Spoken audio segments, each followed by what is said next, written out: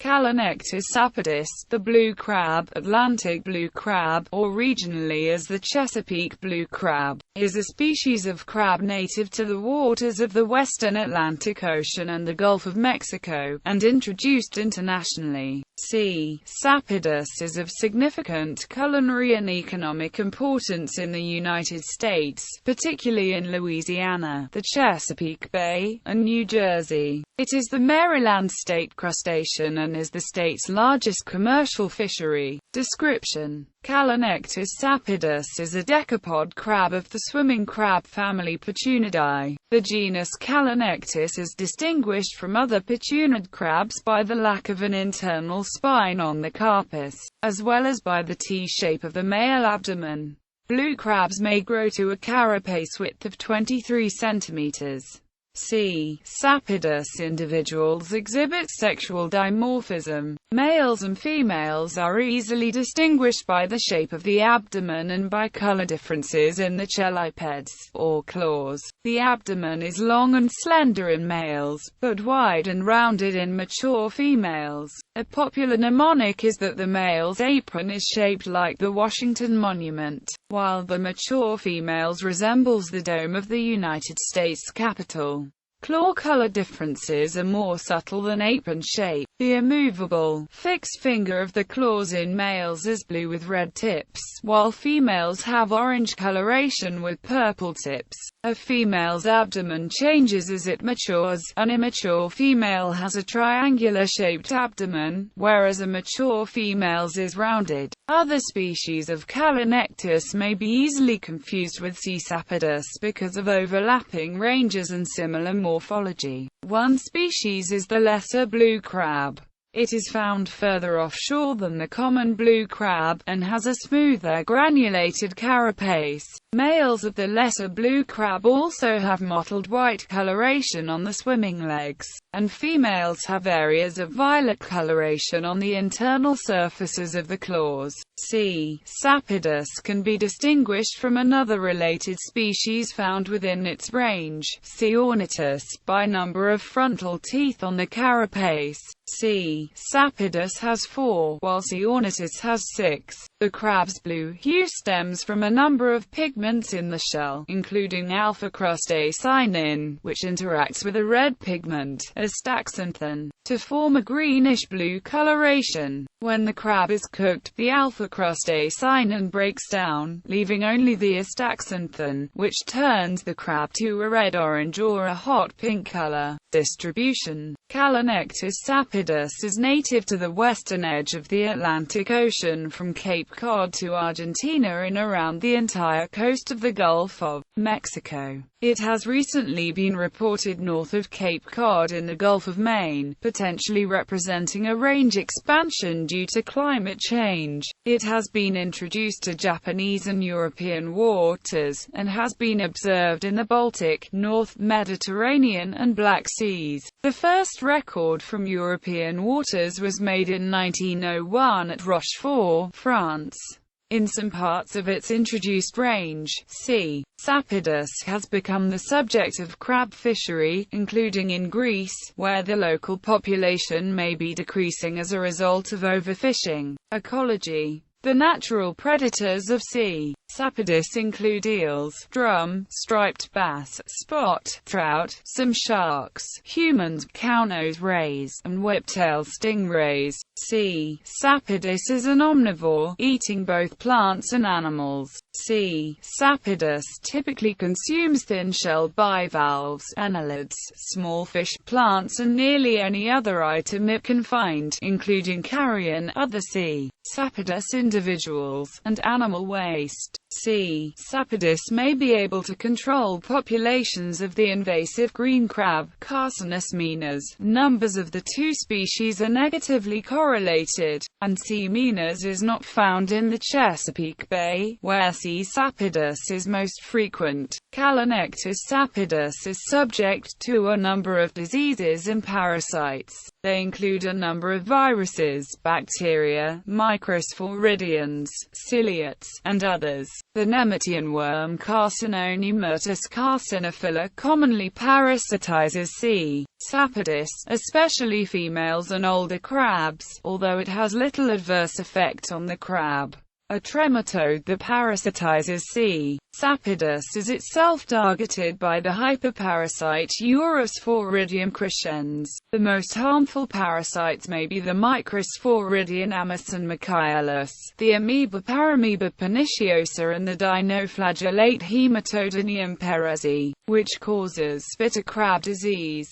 Life cycle. Growth. Eggs of C.sapidus hatch in high salinity waters of inlets, coastal waters, and mouths of rivers and are carried to the ocean by ebb tides. During 7 planktonic stages, blue crab larvae float near the surface and feed on microorganisms they encounter. After the 8th zoeal stage, larvae molt into megalippi.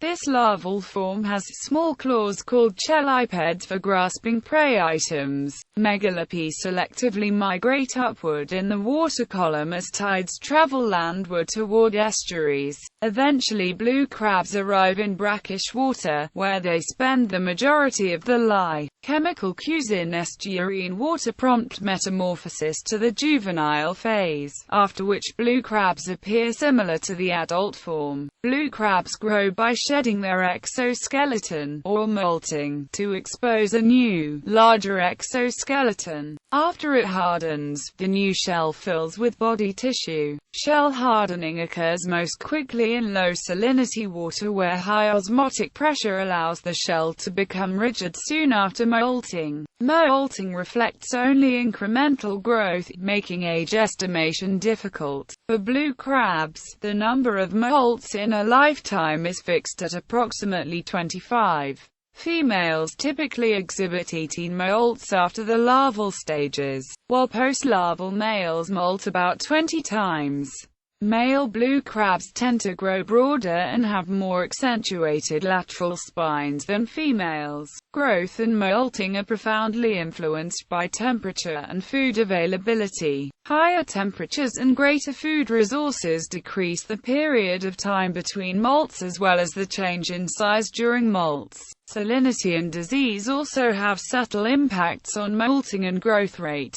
Molting occurs more rapidly in low salinity environments. The high osmotic pressure gradient causes water to quickly diffuse into a soft, recently molted blue crab's shell, allowing it to harden more quickly. The effects of diseases and parasites on growth and molting are less well understood, but in many cases have been observed to reduce growth between molts. For example, mature female blue crabs infected with the parasitic rhizocephalan barnacle Loxothylicus texanus appear extremely stunted in growth when compared to uninfected mature females. Blue crab may reach maturity within 1 year of hatching in the Gulf of Mexico, while Chesapeake Bay crabs may take up to 18 months to mature. As a result of different growth rates, commercial and recreational crabbing occur year-round in the Gulf of Mexico, while crabbing seasons are closed for colder parts of the year in northern states.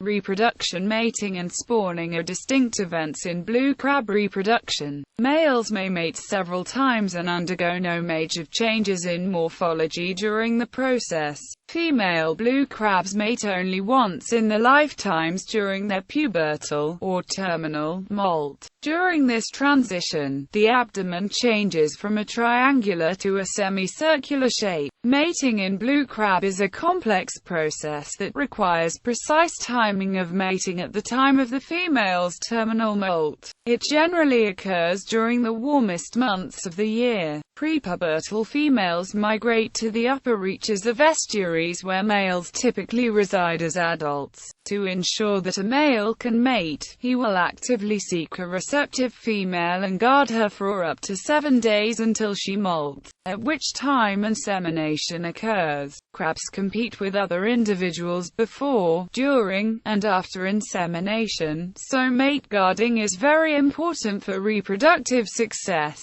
After mating, a male must continue to guard the female until her shell has hardened. Inseminated females retain spermatophores for up to 1 year, which they use for multiple spawnings in high salinity water. During spawning, a female extrudes fertilized eggs onto her swimmerets and carries them in a large egg mass, or sponge, while they develop. Females migrate to the mouth of the estuary to release the larvae, the timing of which is believed to be influenced by light, tide, and lunar cycles. Blue crabs have high fecundity. Females may produce up to 2 million eggs per brood. Migration and reproduction patterns differ between crab populations along the east coast and the Gulf of Mexico. A distinct and large-scale migration occurs in Chesapeake Bay, where C.sapidus undergoes a seasonal migration of up to several hundred miles. In the middle and upper parts of the bay, mating peaks in mid to late summer, while in the lower bay there are peaks in mating activity during spring and late summer through early fall. Changes in salinity and temperature may impact time of mating because both factors are important during the molting process. After mating, the female crab travels to the southern portion of the Chesapeake, using ebb tides to migrate from areas of low salinity to areas of high salinity, fertilizing her eggs with sperm stored during her single mating months or almost a year before. Spawning events in the Gulf of Mexico are less pronounced than in estuaries along the east coast, like the Chesapeake. In northern waters of the Gulf of Mexico, spawning occurs in the spring, summer, and fall, and females generally spawn twice. During spawning, females migrate to high salinity waters to develop a sponge, and return inland after hatching the larvae. They develop their second sponge inland, and again migrate to the higher salinity waters to hatch the second sponge. After this, they typically do not re-enter the estuary. Blue crabs along the southernmost coast of Texas may spawn year-round. Commercial importance. Range of fisheries. Commercial fisheries for C.sapidus exist along much of the Atlantic coast of the United States, and in the Gulf of Mexico. Although the fishery has been historically centered on the Chesapeake Bay, contributions from other localities are increasing in importance. In the past 2 decades, the majority of commercial crabs have been landed in 4 states: Maryland, Virginia, North Carolina, and Louisiana. Weight and value of harvests since 2000 are listed below. History of the crab fishery. As early as the 1600s, the blue crab was an important food item for Native Americans and European settlers in the Chesapeake Bay area. Soft and hard blue crabs were not as valuable as fish but gained regional popularity by the 1700s. Throughout their range, crabs were also an effective bait type for hook and line fisheries. Rapid perishing limited the distribution and hindered the growth of the fishery. Advances in refrigeration techniques in the late 1800s and early 1900s increased demand for blue crab nationwide. Atlantic coast. The early blue crab fishery along the Atlantic coast was casual and productive because blue crabs were extremely abundant. In the lower Chesapeake Bay, crabs were even considered a nuisance species because they frequently clogged the nets of sand fishermen. Early on, the blue crab fishery of the Atlantic states was well documented. Atlantic states were the first to regulate the fishery, particularly the Chesapeake states. For example, after observing a slight decline in harvest, the fishing commissions of Virginia and Maryland put size limits into place by 1912 and 1917 respectively. Catch per unit effort at the time was determined by packing houses, or crab processing plants. Gulf of Mexico. The early history of the recreational blue crab fishery in the Gulf of Mexico is not well known. Commercial crabbing was first reported in the Gulf of Mexico in the 1880s. Early crab fishermen used long-handled dip nets and drop nets among other simple fishing gear types to trap crabs at night. Blue crab spoiled quickly, which limited distribution and hindered the growth of the fishery for several decades. The first commercial processing plant in Louisiana opened in Morgan City in 1924. Other plants opened soon after, although commercial processing of hard blue crabs was not widespread until World War II. Louisiana Fishery. Louisiana now has the world's largest blue crab fishery. Commercial harvests in the state account for over half of all landings in the Gulf of Mexico. The industry was not commercialized for interstate commerce until the 1990s, when supply markedly decreased in Maryland due to problems in Chesapeake Bay. Since then, Louisiana has steadily increased its harvest. In 2002, Louisiana harvested 22% of the nation's blue crab. That number rose to 26% by 2009 and 28% by 2012. The vast majority of Louisiana crabs are shipped to Maryland, where they are sold as Chesapeake or Maryland crab. Louisiana's harvest remained high in 2013, with 17,597 metric tons of blue crab valued at $51 million. In addition to commercial harvesting, recreational crabbing is very popular along Louisiana's coast. Chesapeake Bay Fishery. The Chesapeake Bay has had the largest blue crab harvest for more than a century. Maryland and Virginia are usually the top two Atlantic coast states in annual landings, followed by North Carolina. In 2013, crab landings were valued at $18.7 million from Maryland waters and $16.1 million from Virginia waters. Although crab populations are currently declining, blue crab fishing in Maryland and Virginia remains a livelihood for thousands of coastal residents. As of 2001, Maryland and Virginia collectively had 4,816 commercial crab license holders. 3 separate licenses are required for each of the 3 major jurisdictional areas: Maryland, the Potomac River, and Virginia waters. While the bay's commercial sector lands the majority of hard crab landings and nearly all peeler or soft crab landings, the recreational fishery is also significant. In 2013, an estimated 3.9 million pounds of blue crab were harvested recreationally. Recent decline. Blue crab populations naturally fluctuate with annual changes in environmental conditions. They have been described as having a long-term dynamic equilibrium, which was first noted after irregular landings data in the Chesapeake in 1950.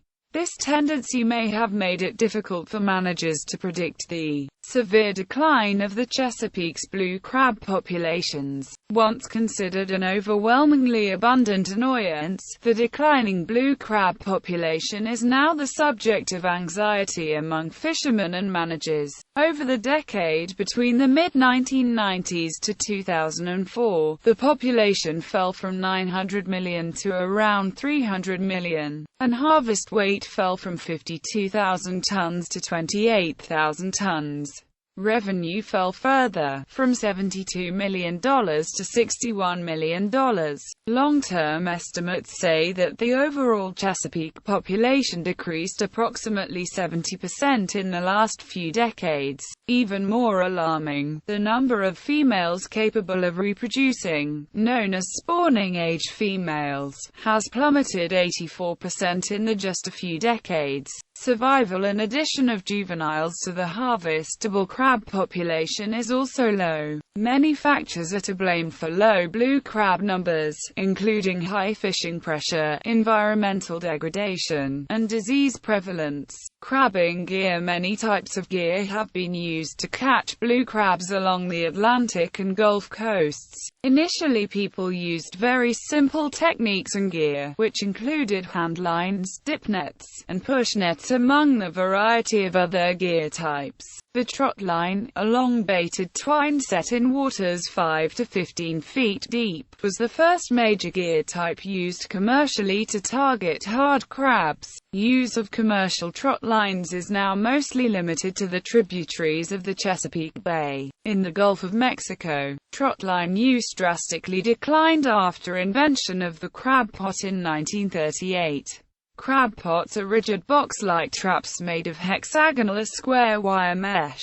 They possess between 2 and 4 funnels that extend into the trap, with the smaller end of the funnel inside of the trap. A central compartment made of smaller wire mesh holds bait. Crabs attracted by odorant plumes from the bait, often an oily fish, enter the trap through the funnels and cannot escape. Bycatch species other than blue crab are often caught incidentally in crab pots, including fish, turtles, conch, and other crab species. Of important concern is the Diamondback Terrapin, Malaclamys terrapin. The blue crab and Diamondback terrapin have overlapping ranges along the eastern Gulf coasts of the United States. Because the funnels in a crab pot are flexible, small terrapins may easily enter and become entrapped. Traps are checked every 24 hours or less, frequently resulting in drowning and death of terrapins. Crab pot bycatch may reduce local terrapin populations to less than half. To reduce terrapin bycatch, simple rectangular devices called bycatch reduction devices may be installed on each of the funnels in a crab pot.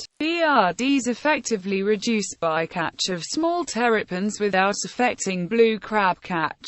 Efforts to manage fisheries. Because of its commercial and environmental value, C.sapidus is the subject of management plans over much of its range. In 2012, the C.sapidus population in Louisiana was recognized as a certified sustainable fishery by the Marine Stewardship Council. It was the first and remains the only certified sustainable blue crab fishery worldwide. For the state to maintain its certification, it must undergo annual monitoring and conduct a full re-evaluation 5 years after the certification date.